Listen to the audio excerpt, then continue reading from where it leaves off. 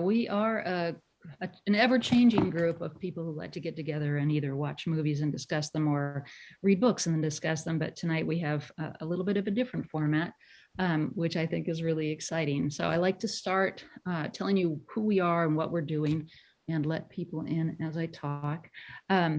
We are probably, I don't know, a couple of hundred people, but we don't all show up to events. We do have a mission to learn more about racism and to work on becoming anti-racist, not just being tolerant. Tolerance is not enough. We're working toward becoming anti-racism and living in the growth zone. And so we usually end up pledging to each other. Hold on, let's let her in. To respect each other. You know, we're learning different perspectives and we're celebrating the chance to get to know each other and learn from one another so that we can be nicer human beings, right? And so tonight we are talking about, well, it's sort of a book discussion, but it's more of a topic discussion. We are discussing Critical Race Theory and Introduction by Delgado and Stefanchik, but we actually have a panel of experts who are who use critical race theory in their work at Mercer. And so I'm going to end my little portion of it by introducing my co-conspirator, my partner in this project, Dr. Ansley Booker, who's the Director of Diversity and Inclusion Initiatives at Mercer. So Dr. Booker, please welcome. Right? Yeah, thank you so very much. I love the term co-conspirator. I love that. And so again, I just want to take this opportunity to welcome you all to tonight's JEDI event. So Justice, Equity, Diversity, Inclusion. This is our first event for the week celebrating JEDI. And I want to also thank our panelists as they get into CRT, as they are scholars in their own right. So again, just want to give a great round of applause and thank you for lifting the heavy burden and task of having this educational discussion tonight. I would like to begin by introducing a little bit about CRT, or critical race theory, as well as introducing our panelists. So if you would bear with me, I love to give an occasion and a foundation for our conversation tonight. So here, I'll start here. So according to Ed Week Journal, critical race theory is an academic concept that is more than 40 years old. The core idea is that race is a social construct and that racism is not merely the product of individual bias or prejudice, but also the embedded in legal systems and policies. The basic tenets of critical race theory, or CRT, as it has been called in the news, or more recently, what you may have seen, is that it emerged out of the framework for legal analysts in the late 1970s and 1980s. And this was created by legal scholars such as Derek Bell, Kimberly Crenshaw, Richard Delgado, among others that you may have heard and witnessed and read in recent events. And lastly, what you may have seen in our current events topic is that the topic has exploded in the public arena this spring, especially in K through 12, where numerous state legislatures are debating bills seeking to ban this use in the classroom. Published an Insight into Diversity in the July through August journal, 2001 journal, there's an excerpt from the January 2021 article in the American Bar Association Human Rights magazine. And it states, CRT is not a diversity inclusion training, but is a practice of integrating the role of race and racism in society that emerged in the legal academy and spread to other fields of scholarship. Crenshaw, who coined the term CRT, note that CRT is not a noun but a verb. It cannot be confined to a static. From the American Bar Association's Human Rights magazine, it states that CRT is not a diversity and inclusion training, but a practice of integrating the role of race and racism in society that emerged in the legal academy and spread to other fields of scholarship. Crenshaw, who coined the term CRT, notes that CRT is not a noun but a verb. It cannot be confined to a static and narrow definition, but is considered to be evolving and malleable practice. It critiques how the social construct of race and institutional racism perpetuate a racial caste system that relegates people of color to bottom tiers. CRT also recognized that race intersects with other identities, including sexuality, gender identity, and others. CRT recognized that racism is not a bygone relic of the past. Instead, it acknowledges the legacy of slavery, segregation, and the imposition of second-class citizenship of Black Americans and other people of color continue to permeate the social fabric of this nation. So with that being stated, just giving us a little bit of background here, I'm now going to start by introducing our CRT scholars here at Mercer University. So our first panelist is Dr. Chester Fontenot of the Department of African Studies. in the Department of English. Our second panelist is Dr. Alvarez, who's Department of Foreign Languages, and then Dr. Laura Simon, who's the Department of Psychology, and last but not least, Dr. Obidwa, who's the Department of International and Global Studies. I'm going to take at this point, and then we'll be getting ready to, let me double check to see if Dr. Fontenot is on, and then we'll begin our discussion. So give us one. Okay, now that we have all our panelists, I see Dr. Fontenot here, I see Dr. Simon, I see Dr. Everest. We're going ahead and de-spotlight myself. And that way, if you are on gallery mode or speaker and presenter view, you should be able to see all of our panelists for tonight. And as we begin our conversation, we have our foundation laid for what CRT is. And then I'll start with Dr. Chester Fontenot. So Dr. Fontenot, as we begin our conversation tonight, if you could expound a little bit upon what is critical race theory and why is it a controversy? And good evening. Okay. Critical race theory began as a discourse that was a corrective to critical legal theory. And critical legal theory maintained that law is not colorblind. Law is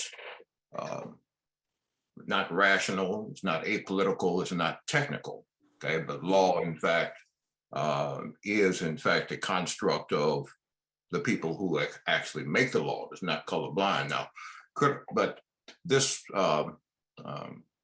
movement called critical legal theory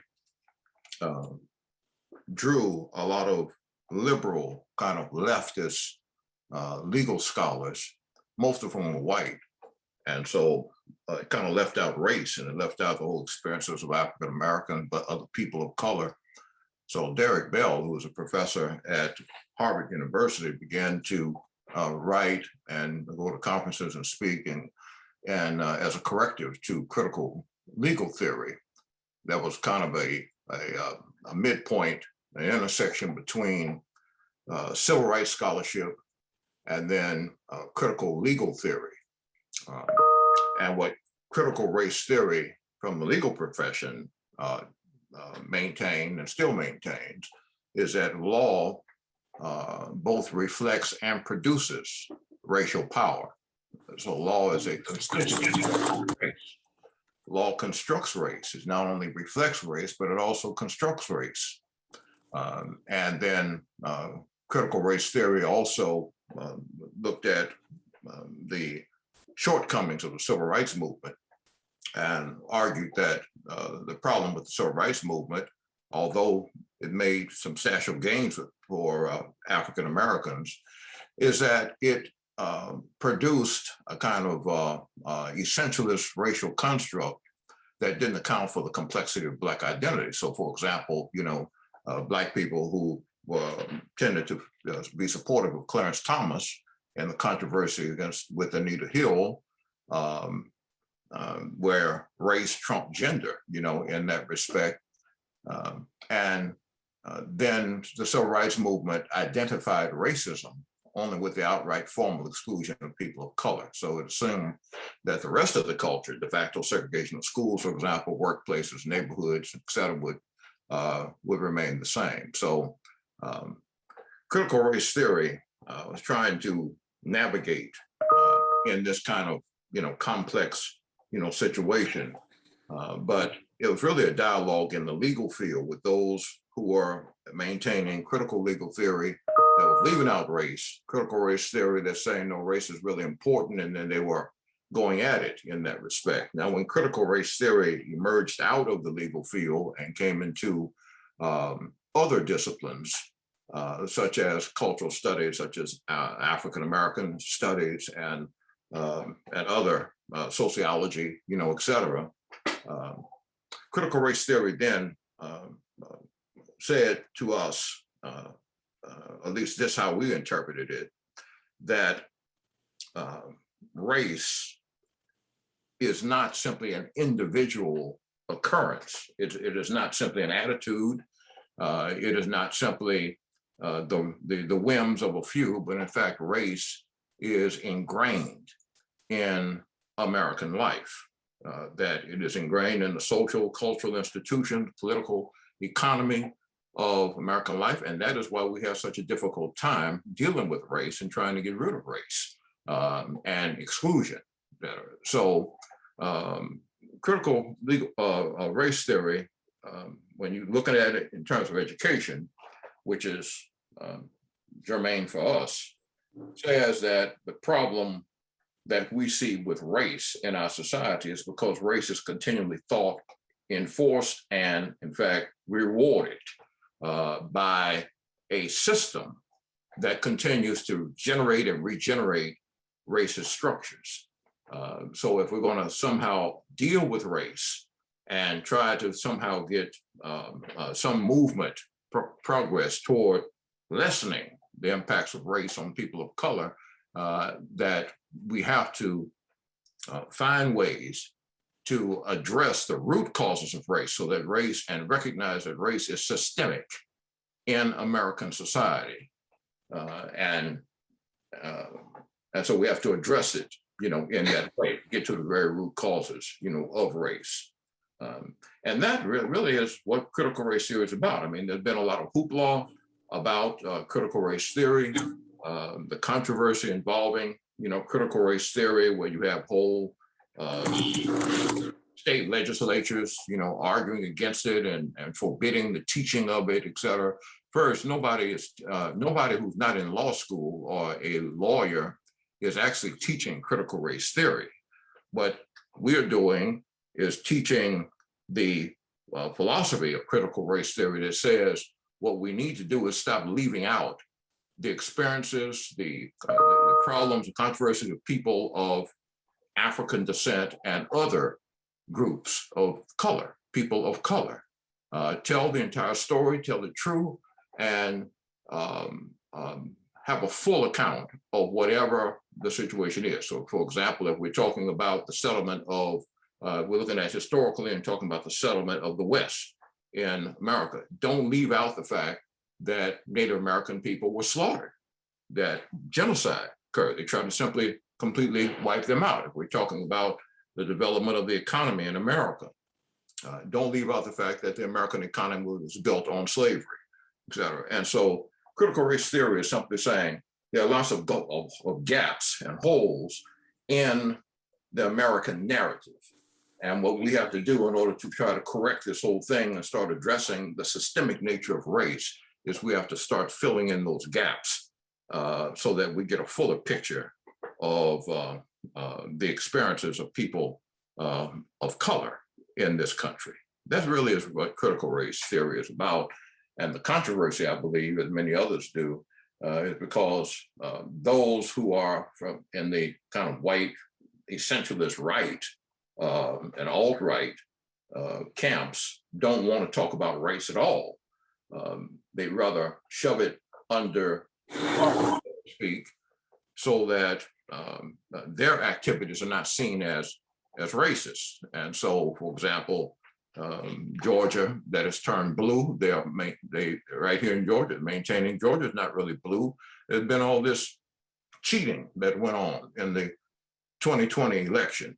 And so we simply have to make sure that the right people are voting. By right, they mean not too many people of color and too many people who don't vote the way that they do. So race is the big boogaboo, the big problem in American society. How do we address it? How do we get rid of it? How do we start to lessen it and the impact that it has on other people? And so we've embraced this whole theory of critical race theory, but not in the same way that it had been articulated in the legal profession. I'll stop there. Okay, thank you so very much, Dr. Fontenot. So now I'm going to turn it over to Dr. Alvarez. So if you're joining our conversation, Dr. Alvarez will address is CRT pessimistic, normal, or optimistic a social construct subject to change? Yes, and I'm just going to start with a quote by the late Charles Mills, who passed away a week ago. And he, in his book, The Racial Contract, he speaks and he says that whiteness is not really a color at all, but a set of power relations. So if this is true, then you would think that race is a social construction. But that has nothing to do with biology, or does it? So in that sense, critical race theory might be optimistic, but it is not that simple as it looks. Because even though Mills makes an interesting point, society chooses to ignore the scientific truth that denotes race as a non-biological category. However, and in the book on page 9, you'll read about it, it says that society tends to give race this pseudo-permanent characteristics that resemble biological classifications. So meaning race can be perceived as both. So that is what is confusing to people. So somebody like Michael Root would say that race can be both constructed and real. But Peter Wade would say that there's an ambiguity between the changing social construct characteristics and the unchanging biological characteristics of race. And he even makes the point and that connection to blood. And I would even make that connection to nationhood. So where do we stand? Because race and our perceptions of it are so embedded in society, like Dr. Fontenot was saying, CRT could be perceived as pessimistic. By questioning the fundamental of liberal order and the Enlightenment realism or rationalism, what CRT is doing is trying to tell us that the box in which we have been taught to think is flawed, meaning our society and the pillars that construct it are flawed. So that the very edges of our box are racialized, and that permeates a set of power relations that is created and was created to benefit white men. So basically everything we know and the way that we have been taught to think is permeated by race and is racialized. So because it is so ingrained and is so normal, it is difficult to address it. Hence the term, as Dr. Fontenot also mentioned, of color blindness. So whether people knowingly or not knowingly use this phrase of I do not see color, what they're actually doing is flattening any kind of distinction to benefit the hegemony, and the hegemony that is related to power and all of those powers relations is white. So basically, whether people believe it, understand it or not, when they say that they do not see color, they are giving more power to whiteness, because all of those sets of relations are tied with race. So basically, what all of the CRT scholars are trying to do in legal terms, but critical race studies is trying to do in literary terms, is understand that ambiguity between how we perceive race as a supposedly biological, unchanging characteristic and how we perceive race as a social contrast. And that majority of power relation that benefits white is what the book on the introduction, and again, I think this is on page 9, would say that is white over color ascendancy, meaning that everything on the way that we are thought to think, in the way that we have been educated to think, drives us to white as the hegemony color and to people of color as, in a way, removed from that. The reason why in history, as Dr. Fontenot pointed out, we do not speak about the atrocities that happened, not only in the conquest of the US and the West, but also in Latin America. So then I add another layer to this. Not only is critical race theory what we would consider pessimistic, I don't believe that something can be pessimistic if it's identifying the problem, which would be the first step to a solution. But then we can also think that critical race theory is not only something that happens in the US, but it's something that systematically happens throughout Latin America, because Latin America is also founded on the principles of enlightenment. So then we have that critical race theory, critical race stories, or for example, Lat Crit, as the book likes to refer to Latin American scholars that study race is all permeated by this idea of color blindness. And in Latin America, it's called mestizaje, and it's deeply tied to nationhood. In the US, it's called color blindness, and it's deeply tied to nationhood. So from here, where do we go? And I think that's a question I pose to everyone on the panel. Where do we go from here? Once we have identified the problem, once we identified that the box in which we live our lives is a profoundly racialized one, where do we go from here? Thank you so very much. I'm now going to turn it over to Dr. Simon. Is racism a cognitive error? All right, thank you, Dr. Booker. So yeah, this question, right, I think gets at some of what's already been mentioned.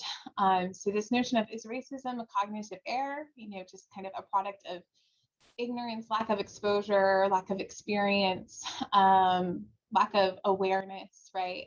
And thus meaning it could be correctable through teaching and learning. And I guess maybe my answer is why CRT gets a rap as pessimistic.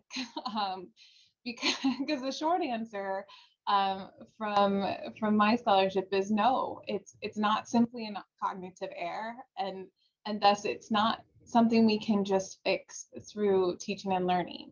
Now, I am an educator, and so I want to be very clear, not to downplay the importance of education. However, from a critical theory perspective, a critical race theory perspective, we can think about, as Dr. Fontenot and Dr. Alvarez already mentioned, how this gets worked into our social systems, right?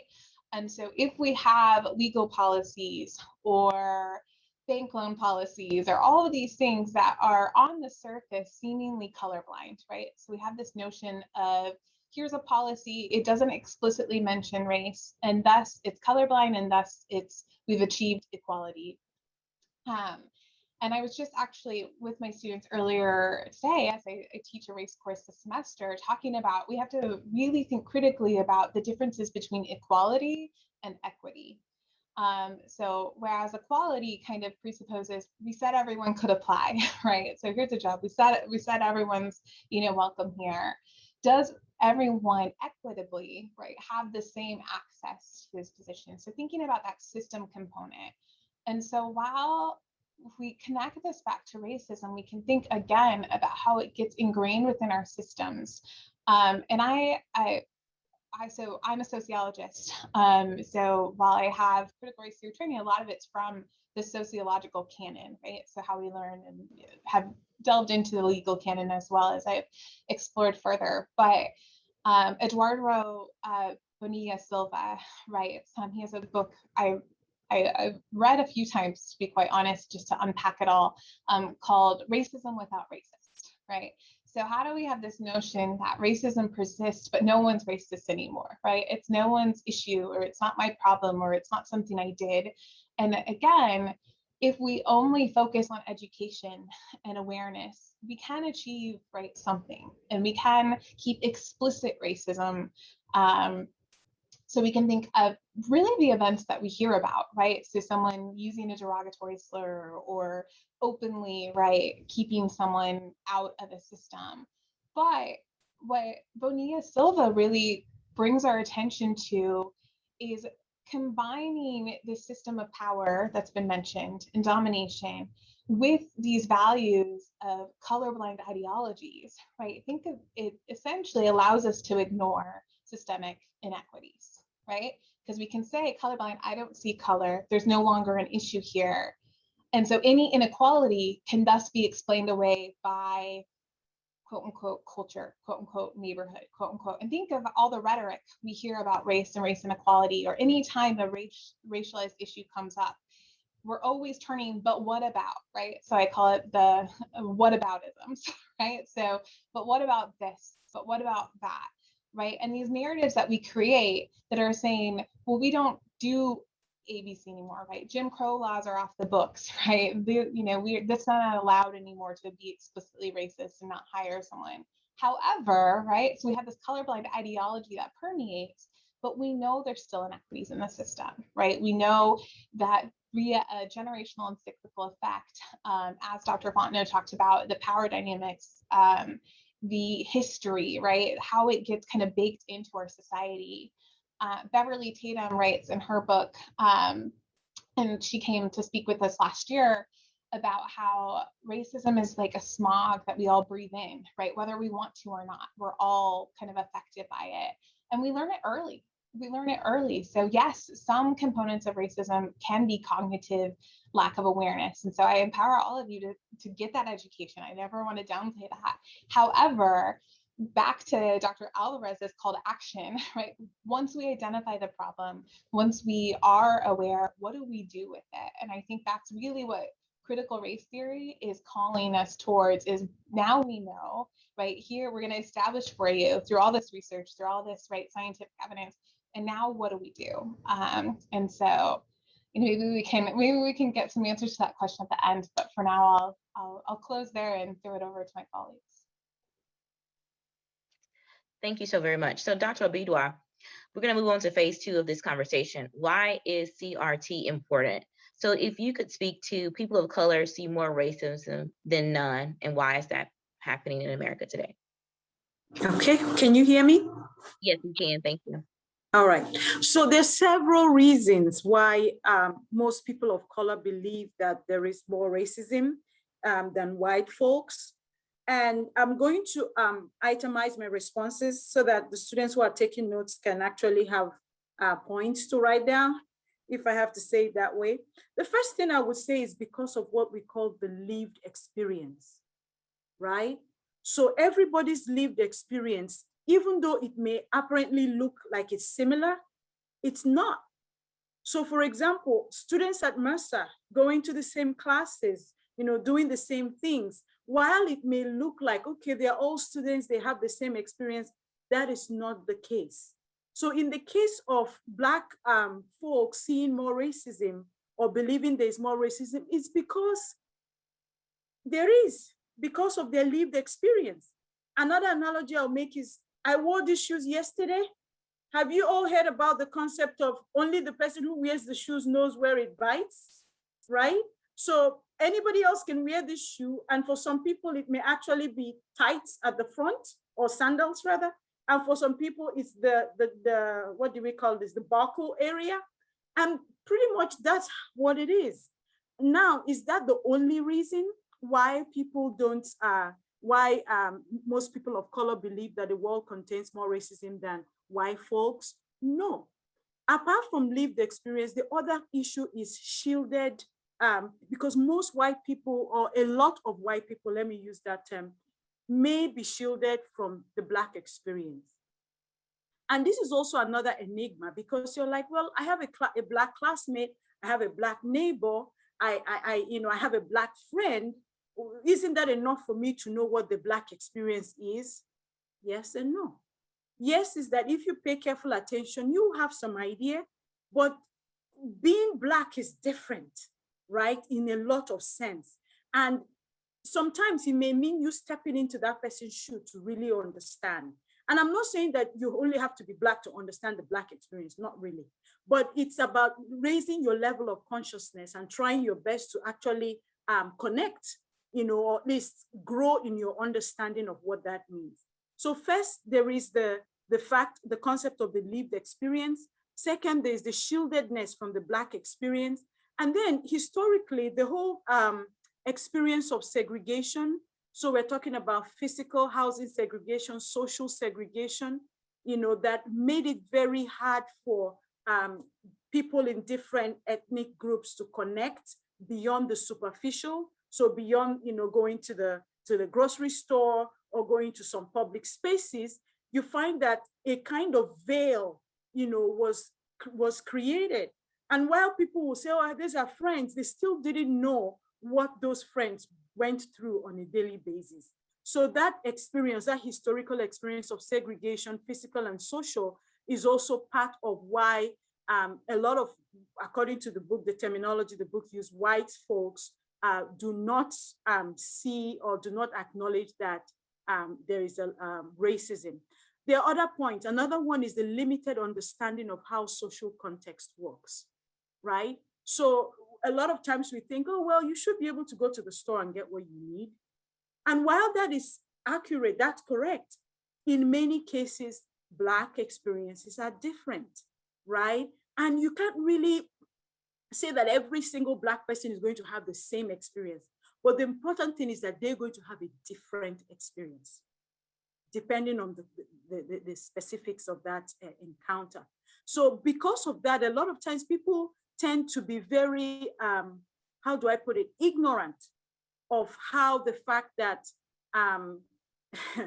you know, when we talk about the color blindness issue, that people may say they're colorblind, but really their actions tend to speak something else.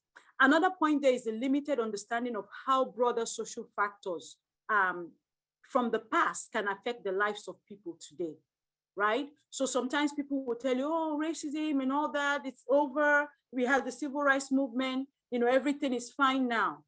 And a lot of times you find that now you're not just talking about people who are ignorant about the world they live in, they're ignorant about the legacies of racism, of isolation, and how that continues to impact lives today. So a white person, again, you're using generalized terms here, can go ahead and say, oh, there's not a lot of racism, or all that is over with. Meanwhile, it's not, because racial trauma is passed down, emotional trauma is passed down, and sometimes unconsciously. And as a result of that, people of color tend to have relieved experiences, right? Because of that legacy. Another point is the fact that a lot of people refuse to believe that America is not an equal playing field, right? And that kind of connects to the other point of false understanding of freedom. Because sometimes you hear people say, oh, that's not America, that's not possible. You know, that's not attainable. How are you saying that there's racism? It's a modern, you know, a Western society, we shouldn't have those issues. And to me, it's just a failure of understanding really how the fact that, yes, we have these pitfalls, we have these weaknesses in our so-called advanced system. So as a result of that, you know, I don't even know what the best example to use is now. Let's talk about healthcare, right? So you say, oh, everybody's supposed to be able to have access to a vaccine or have access to a procedure needed. Well, being a person of color, your story almost always is different, right? So you step into the doctor's office and there's just another step. There's just another thing you have to think about, right? But the other person just thinks, oh, well, everybody should have access to that. And I find that that lack of understanding that even though we're in a Western society, even though we're in an advanced society, and these things should work like clockwork, it doesn't happen for people, many people of color. And these are part of the reasons why people of color say and believe and know that, you know, there is more racism in the world than the rest of the other people. And then finally, racism is handed down unconsciously because, prejudice, bias is handed down unconsciously. And because it's embedded in the behavior of what people do, they tend not to know what they're doing. So a person who is not a person of color, who has not experienced racism directly, may not really know that certain things they say, and then I'm not giving everybody a freedom here, but I'm just saying, right, that sometimes people are just clueless that, listen, these perspectives, these actions, right, are actually going to cause a problem for somebody, okay? So these are just some of the reasons why I believe people of color believe that the world contains more racism than white folks. It just summarizes with the personal experience, lived experience. Okay, thank you so very much. I now want to swing it back to Dr. Obidwa and Dr. Fontenot and our other panelists, Alvarez or Simon. What about the notion that people of color have to work twice as hard because of this difference? And if we could, everyone just limit their comments to about 1 minute with this one, if I want to get everyone's perspective on it, okay? Well, it's really not a notion, it's true that people of color come into a environment, a situation where there are certain assumptions about what they can or cannot do. And so people of color tend to have to go extra hard to dispel those notions first before they can even start trying to do whatever they need to do in order to be to achieve and be successful. And so it's not really say a notion. Again, as Dr. Bidwa said, this is the lived experience of people of color. The difference between that and what we call privilege, white privilege, is that most white people are really not aware of the ways in which they have privileges. They think that, you know, there is a level playing field, not realizing that whatever happens to them or doesn't happen to them is not because of the color of their skin. But for people of African descent, that's not true. And people who are Latinos or Latinxes or Native Americans, you know, et cetera, immigrants, you know, et cetera, that we don't have the same kind of privileges that people who are white have. And so, yes, we do have to work harder. And I agree with that. And I'm just going to highlight the work of an author called Sarah Ahmed. She's done a lot of work in this area, and she talks about the work, the extra work that, you know, people of color get to do using the terminology of the political labor of diverse bodies. So let's consider the fact that I'm a person of color. I'm basically a diverse body.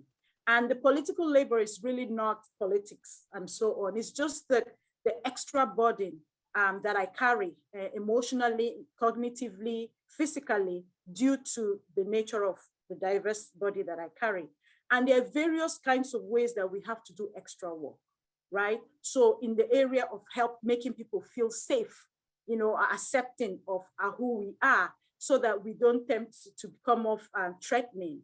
And a lot of times you're overthinking, you know, situations. You go out of your way to, you know, preempt things or plan. And sometimes it works out well. Sometimes it blows up in your face because a lot of times you don't know really what the other person is thinking.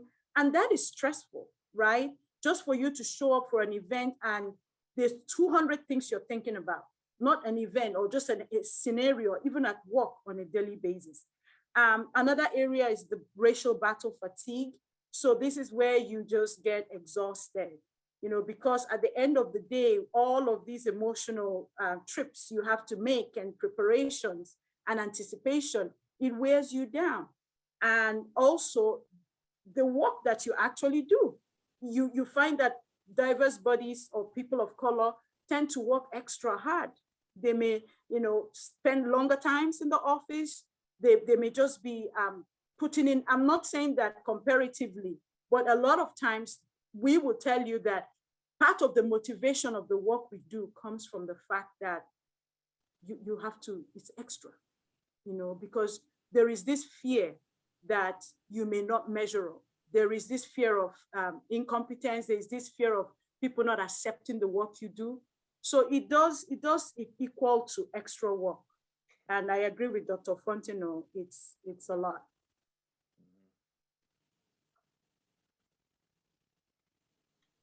Excellent. So we're going to move on to the part 3 of this particular part of the discussion. And the part 3 talks about, and I think we have about 15 minutes left, what to do about racism. So we'll start with Dr. Obidwa, and it says thinking versus action. What makes a bigger difference? Of course, action. Are you kidding me? You think it's good to have good thoughts, you know, good thoughts are always good, but good talks without any action doesn't lead to anywhere. So I'm going to go straight to the point. When we talk about treatment, right, there's different kinds of treatment. Are we talking about just being nice to people? So cordial, you know, hello, you smile, you're nice to people. Will that make a difference? Of course, because we know that at the end of the day, it affects people's affect. Affect is their emotions. It makes people either feel welcome, it improves their self of well-being, right? And it tends to reduce the sense of isolation. So if I walked into a store and I wasn't greeted by the store owner, who probably happens to be white, I'm not going to walk out of there happy. But if I walk into a space and I'm greeted, so that's a kind of treatment, right? I'm welcomed, there's hospitality extended to me. Obviously, that helps, because we're not just talking about statistics, we're talking about human beings. Now, how much does it help when you now talk about action? Action is actually more impactful. So when we are talking about people of color being treated differently when it comes to hiring, when it comes to incarceration, when it comes to access to good quality education, housing, healthcare, right? Of course, it does make a difference. And this difference can be short-term and long-term. For me, the most important thing is that when Black people begin, or people of color in general, begin to get better treatment, okay? Better treatment, more equitable treatment, you start laying a foundation for a better future.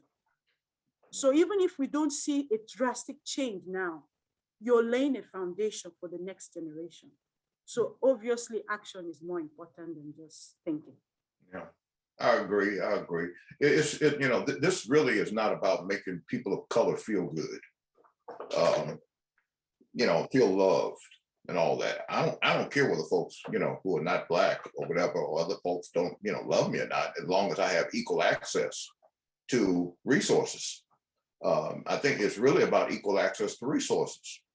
And as Dr. Bidwa, you know, said, I mean, you know, it's not about feeling good. It's about whether or not I can go to the doctor and get treated equally. It's about whether or not I have good health care no matter where I live. It's about whether or not jobs are posted and I can be looked at and evaluated on the same terms as my white counterparts. It's not really about a feeling or anything. It's about equal access to resources and having those resources distributed equally for people of color. So, but certainly, you know, it would make for a much better nation, much better communities, et cetera. But one thing that we do have to realize is that this nation, the United States, has never been equitable. From the beginning of this country, there's always been roughly almost half of the population here in this country that did not want to see people who were not white, Anglo-Saxon, Protestant, or, you know, whatever, having and sharing equally in the resources of this society, of this nation. So this has been a problem really from the beginning of you know, Pilgrims landing on Plymouth Rock, you know, et cetera. And so how do we address those things such that we can have equitable treatment of people of color? Right?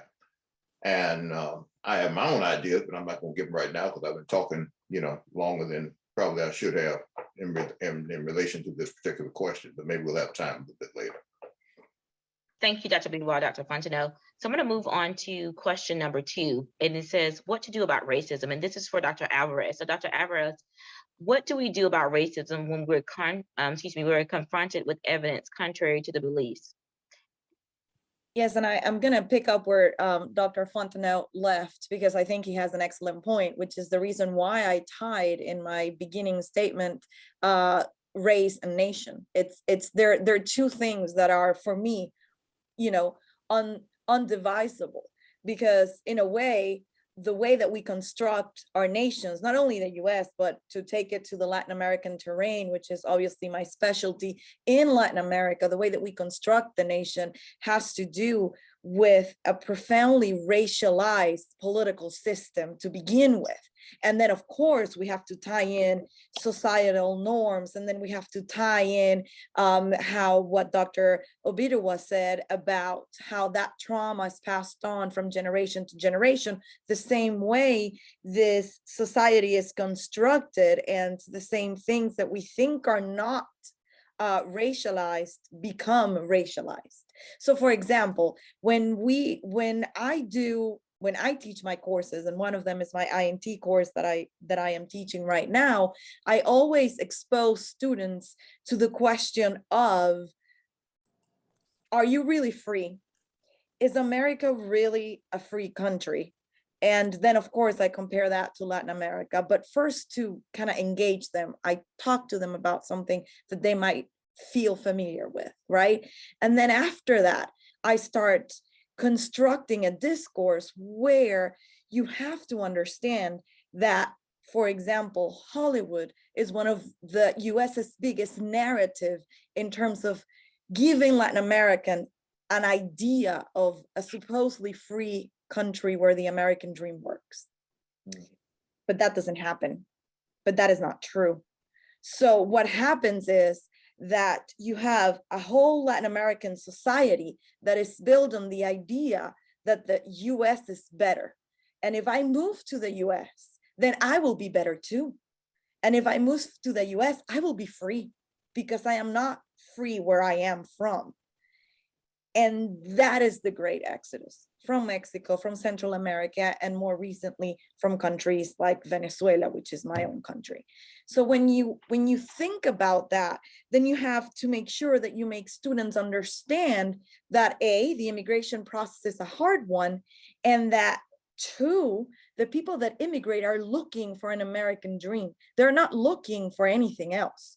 But when they come here, they realize that such dream is absent, that such dream doesn't exist, that such equality doesn't exist, because they are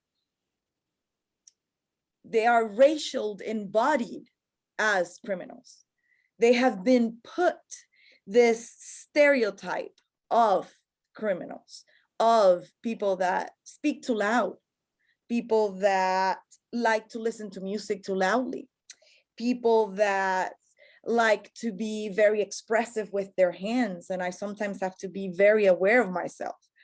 People that, because all of these racial embodiments affect how you feel, like Dr. Obidewa was saying in the end. It affects how you perceive yourself, because immigration is not only a problem of leaving everything that you know behind in search of this American dream that was fed to you, but it's also about reconstructing your identity in this place that is completely foreign to yourself, linguistically speaking, culturally speaking, society speaking. All of those make the immigrant somebody that has to, as the poem we were reading today for my INT students that are here, to patchwork their identity, to make a quilt out of very different pieces. And still you're being racialized, and still you don't fit in, and still you're not free because you don't have equal access to healthcare, because you don't have equal access to education. An education PhD that recently graduated from from Mercer, sorry, which I was part of her committee. She made an interesting study of the Metro Atlanta school system, where the Latino students were not told that they could be on both tracks of the education so that they could have a better chance to get into college. So they are in this ESOL, English as a second language track, and they don't take the courses that they need to get into college. So then when they apply to college, guess what? They're rejected because they don't have the courses that they need. But it turns out that the same school officials that are supposed to help them, meaning ESOL teachers, for example, do not tell them that that is an option. So when I teach that in my class, INT class or any of my other classes, I have discovered that students are surprised. Students don't know what immigration is about.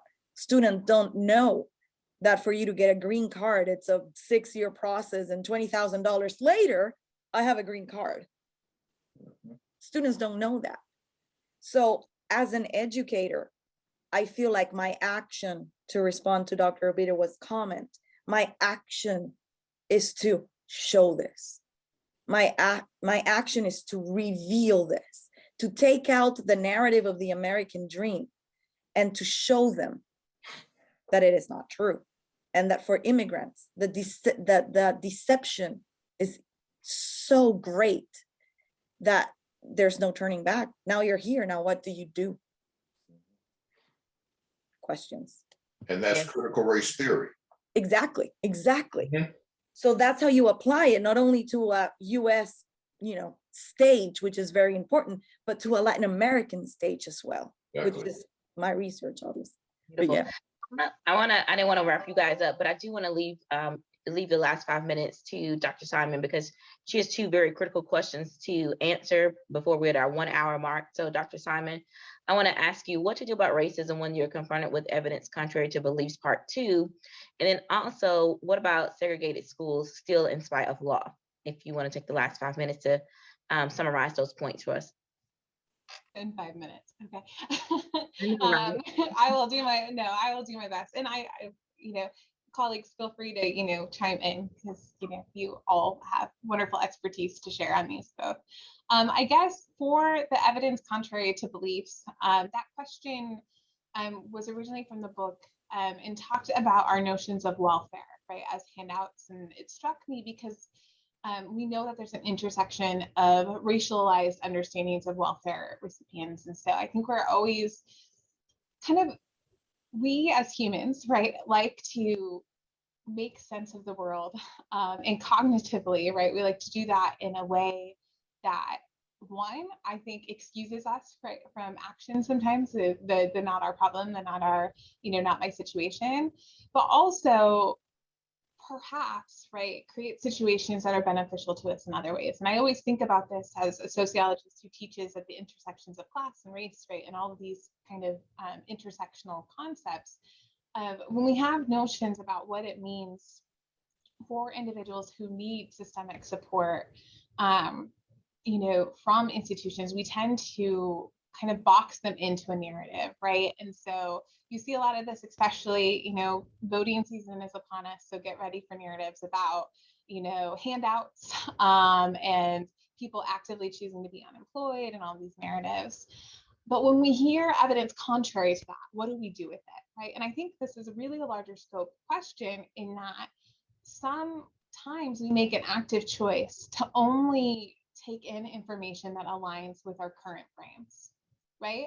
So, and this is especially important when you're trying to take a critical look at race. So hence emphasis on the critical. Do you lean into information that justifies, right, something that you've heard and that feels comfortable and familiar? Or do you challenge yourself to go, is it true, right? Is it that simple? Is it that complex? So speaking to the nuance of so many of these situations, so the intersection of welfare here, and I'll share with you, I chose that specific example where it talks about a mother on welfare raising her children and then getting a PhD, right? Do we suddenly say, okay, well, the welfare support was acceptable? Because with the exception of the startup company, I'm not mother, right? So my oldest is 16. I did my doctoral program as a single parent. And so these narratives are powerful. And we can think about how that challenges the notions that we have. So to kind of, I challenge you all to think critically about how you're engaging with material and how it's challenging you and leading to your growth. And really ask yourself, is this just kind of a frame that I've been given and it aligns with what I've heard? Or can I take a more critical eye to think about power dynamics, right? To think about stereotypical representations, to think about this notion of a meritocracy where we assume that the playing field is equal for all. But as all my colleagues have already, kind of discussed and demonstrated, it's a false narrative, this meritocracy notion that the harder we work, we all, it's aligned, right? Our trajectories are aligned with our work ethic. We know better, right? We can think of some of the hardest workers we know and know that, they're not always on this upward trajectory that we think about. And then I guess, I'm not sure I have a great segue to the question about segregated schools, but I will do my best. So schools are, in some ways, when we look at the data, more segregated than ever. But again, we have these notions that if we just change the laws, right?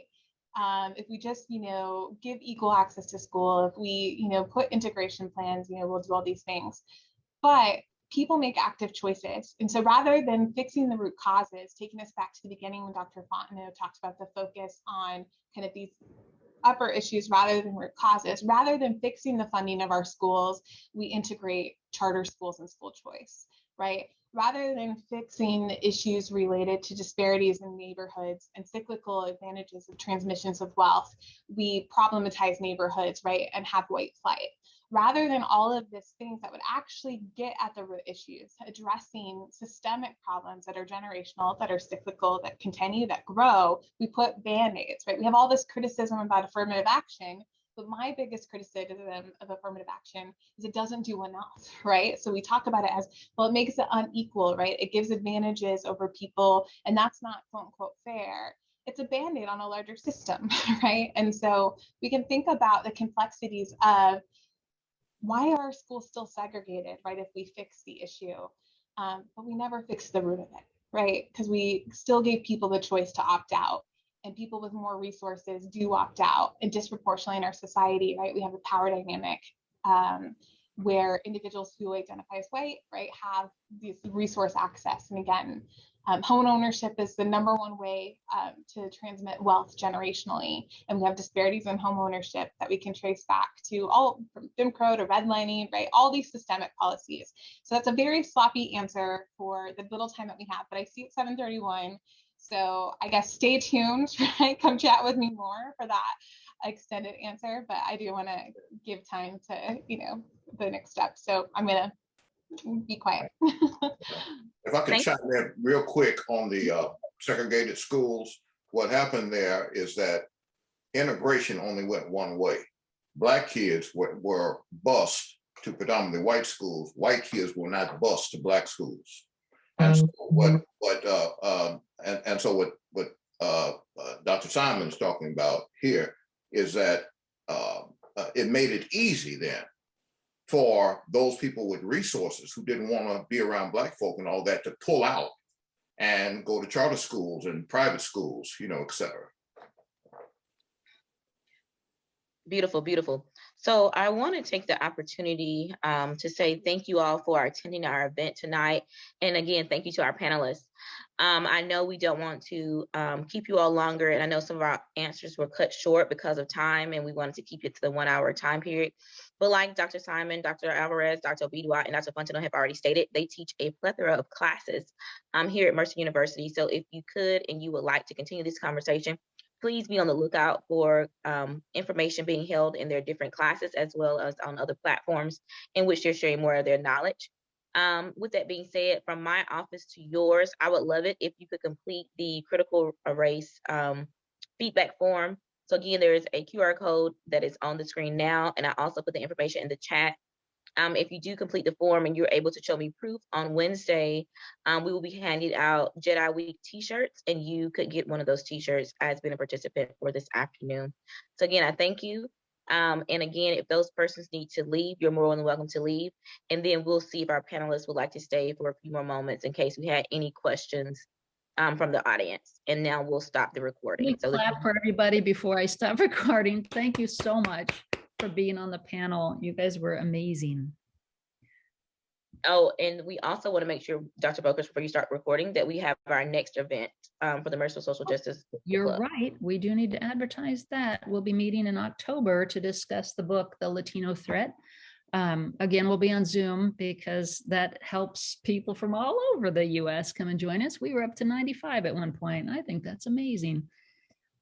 So yeah, that's our next meeting. Mark your calendars and I'll hope to remind you.